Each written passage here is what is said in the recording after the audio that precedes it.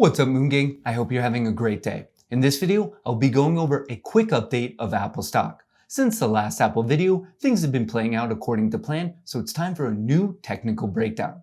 I'll be mapping out the key price levels that will be in play over the next few trading days. But before I get into all of that, I have two quick announcements for you. First, the Webull promotional deal is about to end in a couple days, so if you want 4 free stocks, make sure to check out the link in the description of this video. And if you want a 5th free stock, there's also a link to Robinhood. And second, in 2021, I want to bring you even better content that you truly enjoy. I'm considering starting a series where I actively trade an account and share all of the details with you, and I'm also thinking about getting into live streaming. Basically, let me know in a comment below what you would benefit from the most. If you haven't already, don't forget to join the Moon Gang by hitting the subscribe button and turning on the notifications so you don't miss any of those upcoming videos. And now, with all of that out of the way, let's get started. Before we jump into the charts, I wanted to take a quick moment to share my personal thoughts on how Apple will perform in 2021. To put it simply, I am very bullish. Apple stock will most likely close the year out near all-time highs, and I believe that momentum will carry over into 2021. First of all, the demand for the iPhone 12 appears to be absolutely record-breaking, and there are even rumors that the company will have to ramp up production of the phone by close to 30% in the first half of 2021. Also, I think that 5G will be very popular, and Apple stock is one of the best ways to ride the wave. And finally, outside of iPhone sales and 5G, Apple's other business sectors are growing at double-digit rates. I'm specifically excited about Apple One, which is the company bundled services package, and I think that this business sector alone will produce billions of dollars of revenue for the company. No matter how you slice it, Apple is a premier technology company, and I personally believe that it will continue to dominate in 2021. But for now, let's check out the charts. Alrighty, at the time that I'm making this video, Apple, which trades on the ticker AAPL, is trading at $133 and it's down almost 1% on the day. From the start of the year until now, Apple is still up a very respectable 82% on the year. This is the current technical situation that Apple stock is in. For those of you who are new to the channel, here's a quick recap of what's been going on. Recently, the stock did hit a new all-time high just below $139, but before that, the record was at $138, which came in the start of September, right after the company's 4-for-1 stock split. After this high was hit, there was a pretty brutal sell-off all the way down to $103. From there, the bull camp pushed Apple stock up to a new relative high at $125, and then the bear camp quickly pushed the stock down to a new higher relative low at 107. Then the bulls try to get it back up into this wedge structure, these two blue lines, and then for the second time, the bears caused a breakdown and we saw another newer high low at 112.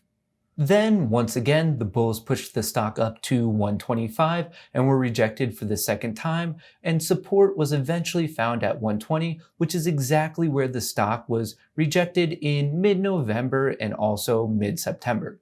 From there, this led to a fake-out fourth breakdown, and eventually the stock shot up and broke above this trend line just to get rejected at the previous all-time high of 138. In my previous Apple video, I mentioned that there was a very good chance that the stock could get rejected either at this blue trend line or the previous high, and my reasoning for that is what I was seeing in the RSI. If you compare this high to the newest one, you'll notice that even though the stock went up, the RSI value didn't. This is referred to as bearish divergence, and it's commonly a sign that the buyers aren't as strong as they are here as they were here. This commonly forces a period of consolidation, and that's what we're seeing right now. If this bearish momentum were to continue, the closest technical support would come at 129, which is where the stock was rejected in mid-December and late August, but I wouldn't be surprised in the slightest if a new support is formed somewhere between 129 and 133. Now, I don't think that this is likely at all, but if the bears were to cause a breakdown, the next support would come at 125, and past that we have 120. As I said, I really don't think that these two bottom levels of support are that likely because I'm expecting quite a bit of demand somewhere in this region. If, and most likely when, Apple stock pulls a U-turn, the first resistance would come at the last all-time high of 138, and past that, I would recommend paying attention to the key psychological level of $150. Moving forward, I'm personally going to watch how the bulls react to this support of 129 and to how the bears react to this resistance of 138. Also be paying attention to any divergence in the RSI. Now, to get a better idea of how things play out over the next few days, let's check out the 4-hour chart. Before we jump into this time frame, as a quick reminder, if you're interested in this trading software, its name is TradingView, and there's a link to a free 30-day trial in the description of this video. Okay, back to Apple. As you can see on this chart, from November until now, the stock has clearly been in a bullish uptrend, and it's closing out the year on a pretty solid note. Yes, Apple was just rejected at 138, but take a look at how overbought Apple stock was. I also really like how there is no bearish divergence on this time frame that we saw on the daily time frame. I would be much more concerned if we were seeing it in both charts.